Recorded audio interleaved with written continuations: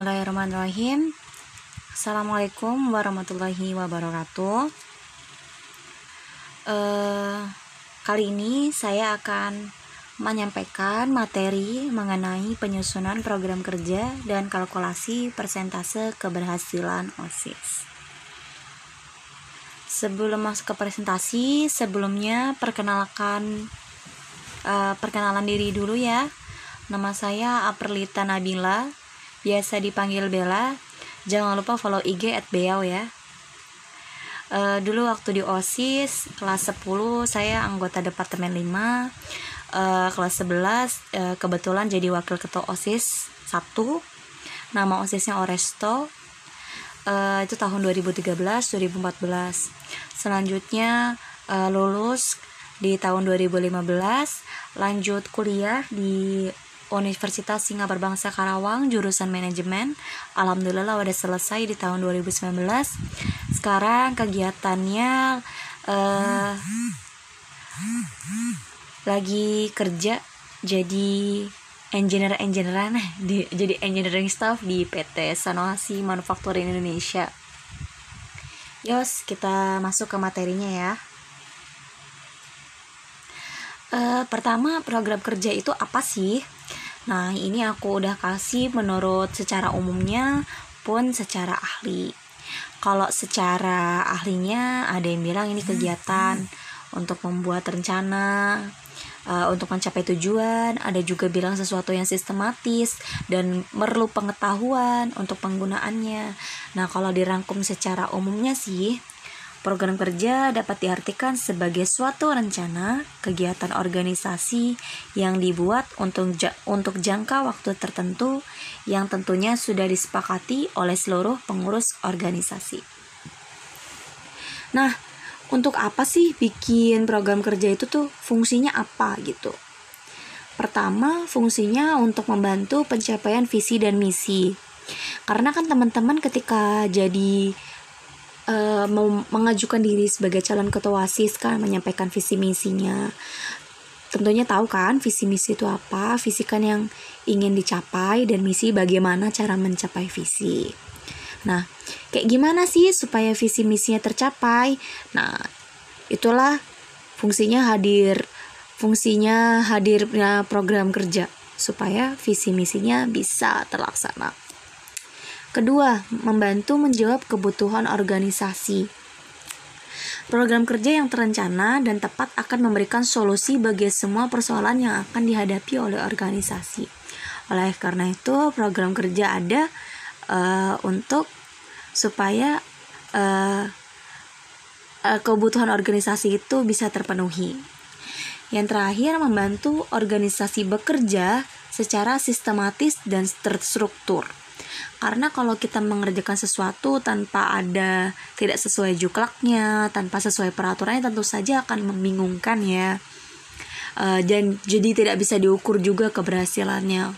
Oleh karena itu, program kerja hadir dengan cara yang sistematis dan terukur, juga terstruktur, supaya bisa dilihat seberapa besar hasilnya, seberapa besar kinerja organisasi yang didapat dari program kerja. Selanjutnya, manfaat program kerja. Yang pertama, memunculkan rasa tanggung jawab terhadap tugas masing-masing. Ketika kita punya program kerja, otomatis tentunya program kerja itu akan diturunkan ke setiap departemennya. Nah, kenapa sih manfaatnya program kerja itu apa sih? Tentunya supaya setiap orang di dalam organisasi merasa jadi bagian organisasi tersebut, merasa punya andil dan punya tanggung jawab, sehingga setiap orang harus mengerjakan setiap program kerja yang ada di divisinya masing-masing. Kedua, citra baik organisasi semakin baik. Nah, ketika program kerja kita terlaksana dengan baik, manfaatnya dirasakan oleh seluruh warga sekolah. Tentu saja branding kita, citra baik kita dalam organisasi akan semakin baik. Baik citra kita secara personal ya, secara kamu pribadi, ataupun citra OSIS di perspektif banyak orang. Yang ketiga, memunculkan rasa kebersamaan di dalam organisasi. Menurut aku, manfaatnya ikut OSIS kan bukan cuma untuk belajar tentang organisasi ya. Tentunya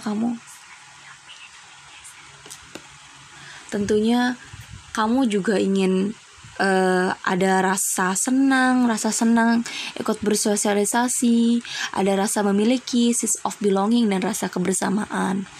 Oleh karena itu, dengan ada program kerja diharapkan bukan cuma ingin berhasil aja ya, bukan cuma ingin OSISnya keren seperti itu, tapi juga ada rasa persahabatan, ada rasa kebersamaan yang tumbuh selama kalian berorganisasi di OSIS. Ya, jenis-jenis program kerja. Menurut para ahli, program kerja itu dibagi menjadi 3. Yang pertama, berdasarkan waktu perencanaannya. Nah, waktu perencanaannya ini ada yang langsung 1 periode kepengurusan, kayak misalnya setelah ketua OSIS terpilih kan milih BPH. Terus nanti kan mereka akan berunding di raker ya mengenai kegiatannya mau ngapain aja sih 1 bulan. Nah, itu adalah salah satu contoh program kerja yang dibuat dalam 1 periode kepengurusan. Ada juga dalam 1 waktu tertentu nih, misalnya mau buat program kerjanya per semester aja atau per 3 bulan aja, itu juga bisa, tergantung dengan kebutuhan organisasi. Yang kedua, berdasarkan sifat program kerja pada organisasi. Nah, kalau sifat program, contohnya ada program kerja yang continue atau terus-menerus. Contohnya apa? Contohnya PHBI. Setiap tahunnya Maulid selalu ada PHBI Maulid lagi. Setiap 17 Agustus selalu ada peringatan Hari Besar Nasional ya. Setiap tahunnya selalu ada. Itu contoh program kerja yang continue. Selanjutnya ada sifat program yang mendadak. Misalnya amit-amit ada bencana banjir di daerah A dekat KGB. Jadi kita inisiatif mau bikin penggalangan dana. Nah, itu contoh program kerja yang sifatnya mendadak. Ada juga sifatnya yang disesuaikan dengan kondisi yang akan datang. Misalnya teman-teman udah tahu nih sekarang pandemi ya. Sedangkan kan nggak mungkin tuh nggak ada kegiatan belajar mengajar. Jadi mulai difikirkan tuh program kerja apa yang kiranya sesuai dilaksanakan saat pandemi. Lanjut, yang ketiga, berdasarkan target atau tujuan targetnya. Yang pertama, dibuat berdasarkan jangka waktu yang panjang. Jangka waktu panjang tuh misalnya, contohnya adalah program kerja yang masih lama. Kayak berarti LDKS atau raker tahun depan, atau MOPDB tahun depan. Itu yang contoh waktu jangka panjang. Selanjutnya, berdasarkan jangka waktu yang pendek, itu yang terdekat dari sekarang. Misalnya nanti setelah LKS ini ada raker. Selanjutnya ada 1 Oktober ada kesaksian Pancasila, PHBN, dan program-program kerja lainnya yang dalam waktu dekat ini. Selanjutnya, tahapan penyusunan program kerja. Kalau bikin program kerja tuh kayak gimana sih, Kak? Cara-caranya tuh kayak gimana? Ini loh tata caranya. Yang pertama, analisis. Kamu analisis dulu sebenarnya kegiatan apa sih yang perlu dilakuin di KGB, program kerja apa yang perlu dibuat sama OSIS yang ada manfaatnya, ada dampaknya bagi seluruh warga sekolah. Itu dulu pertama. Yang kedua, ide dasar. Nah, setelah menganalisis nih, ketika kamu analisis kan ada banyak kemungkinan. Ada kemungkinan A, B, C, D. Nah, sampai Z ya. Nah, nanti di ide dasar, hasil analisis itu dikerucutkan jadi kecil. Yang dari A sampai Z cukup dari A sampai J selama 1 tahun masa bakti. Di ide dasar ini mulai dikerucutkan program kerja apa sih yang kamu bisa selesaikan. Lalu ada tujuan. Nah, tujuan ini adalah hasil dari ide dasar tadi ya. Balik tadi lagi, tujuannya apa sih, manfaatnya apa. Selanjutnya ada subjek sasaran. Nah, sasarannya siapa aja. Misalnya program kerja upacara, berarti kan seluruh warga sekolah ya. Misalnya kalau zaman aku dulu kan PHBN gak bisa dilakukan sama seluruh siswa kelas 10, 11, 12. Soalnya 11-nya masuk siang.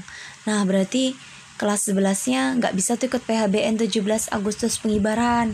Bisanya penurunan bendera. Nah, jadi upacaranya ada 2. Tergantung subjek sasaran ya kalau mau bikin program kerja. Selanjutnya adalah ukuran keberhasilan. Nah, ini nanti akan dibahas lagi di slide terakhir ya. Ini kalau kamu ikut OSIS Award, biasanya istilahnya adalah KPI, Key Performance Indicator. Kalau teman-teman ngelakuin kegiatan ini dibilang berhasil atau enggaknya dari mana? Bingung kan?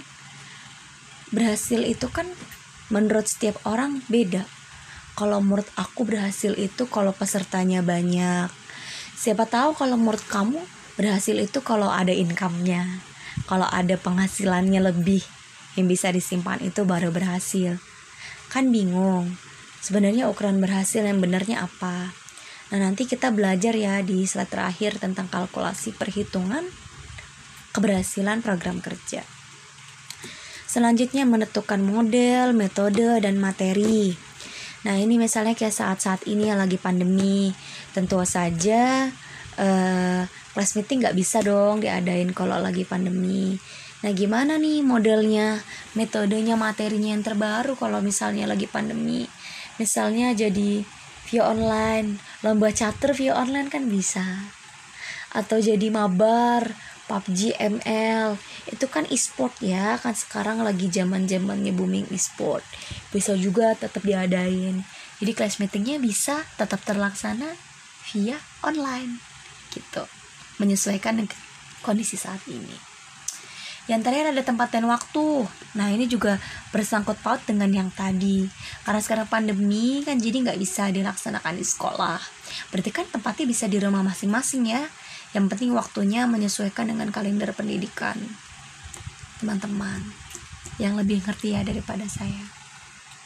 Yos, ini yang terakhir, kalkulasi presentasi keberhasilan. Ini bisa diterapin di semua program kerja ya. Cuman aku kasih contohnya satu aja. Misalnya PHBN. Kayak tadi aku bilang, bisa aja si A berpendapat kalau PHBN yang berhasil itu kalau guru-gurunya hadir semua misalnya.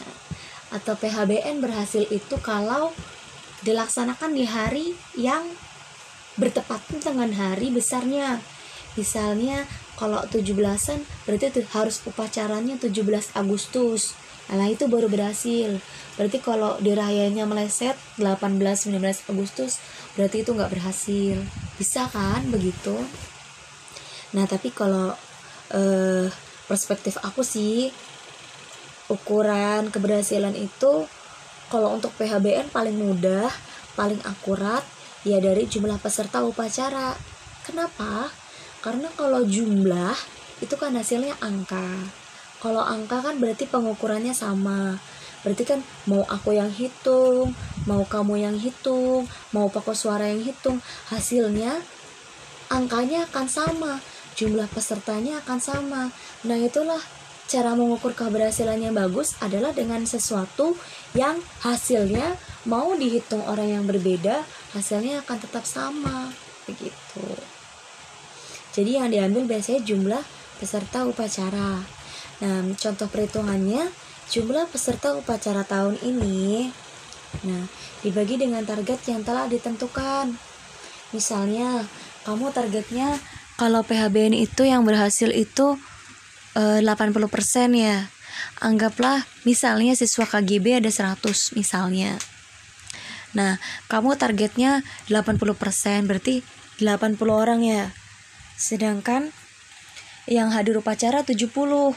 Nah, berarti 70 dibagi 80 dikali 100%. Nah, itulah hasilnya persentase dari keberhasilannya. Yang gampang deh. Misalnya targetnya 100% ya, yang gampang. Terus yang hadir upacara 70. Berarti 70 dibagi 70 peserta upacara tahun ini dibagi 100 orang seluruh siswa KGB dikali 100% sama dengan 70%. Berarti upacara PHBN kali ini tercapainya 70%. Sedangkan targetnya 80% ya. Berarti belum sesuai dengan target karena targetnya 80%. Tapi kalau misalnya peserta upacaranya 90 orang, targetnya kan 100 orang. Berarti 90 orang peserta upacara kali ini dibagi 100 orang seluruh siswa KGB dikali 100% sama dengan 90%. Nah, yang tercapai kan 90%. Target kita 80%. Nah, berarti sudah melampaui target alias program kerja PHBN-nya berhasil. Nah, seperti itu cara hitungnya ya. Ini juga berlaku untuk program lain ya. Misalnya PHBI bisa dihitung dari jumlah pesertanya. Jumlah pesertanya tahu dari mana, Kak? Kan ada tanda tangan ya. Setiap program kerja, setiap PHBI PHBN ada tanda tangan. Bisa dihitung dari situ. Nah, cara tahu targetnya dari mana, Kak? Kalau PHBN berapa persen, PHBI berapa persen, class meeting berapa persen? Nah, itu tergantung dari angkatan kamu. Referensinya bisa dilihat ke kelas OSIS sebelumnya. Misalnya kalau angkatan KA, kalau PHBI itu mereka targetnya 80%. Oh, ternyata KA berhasil kok 80%. Coba di angkatan aku ditaikin jadi 85% begitu. Atau kalau misalnya sekarang pandemi, aku ragu, kayaknya 80% juga udah bagus. Nah, berarti targetnya 80% aja. Itu disesuaikan dengan kiranya kemampuan angkatan kamu saat ini, juga dengan lihat kondisi saat ini ya. Nah, itu kan tadi perhitungan kalau satu program kerja. Gimana sih, Kak, kalau keseluruhan?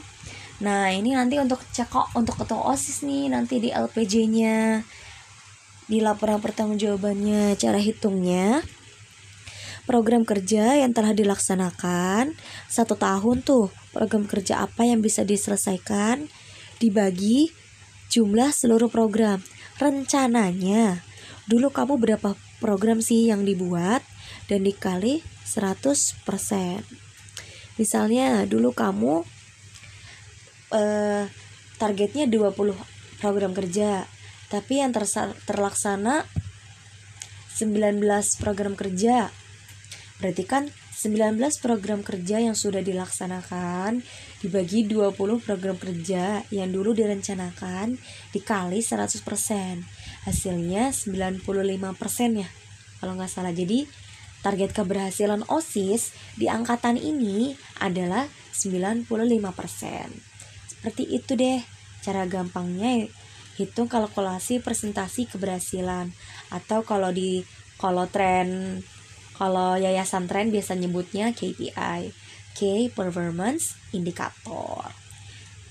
Kalau kiranya ada yang kurang jelas, monggo ditanya aja di grup itu ya, LDK sukses itu ya, ditanya aja di grup, feel free. Kalau bisa tanyanya jangan PC ya, tanyanya di grup aja, karena supaya teman-teman yang lain bisa menambahkan jawabannya sekiranya jawaban aku kurang memuaskan. Atau mungkin ada pertanyaan-pertanyaan lain, kan kita jadi bisa enak bisa diskusi bersama senpai-senpai di grup LDK ya. Sukses terus buat teman-teman, sukses LDK-nya. Semoga siapapun yang terpilih bisa amanah ya. Jangan lupa pertimbangkan kondisi saat ini. Buatlah program kerja yang bisa diimplementasikan dengan baik mengikuti kondisi saat ini. Baik, terima kasih. Mohon maaf kalau misalnya ada salah-salah kata ya. Sekian dari Bella. Wassalamualaikum warahmatullahi wabarakatuh.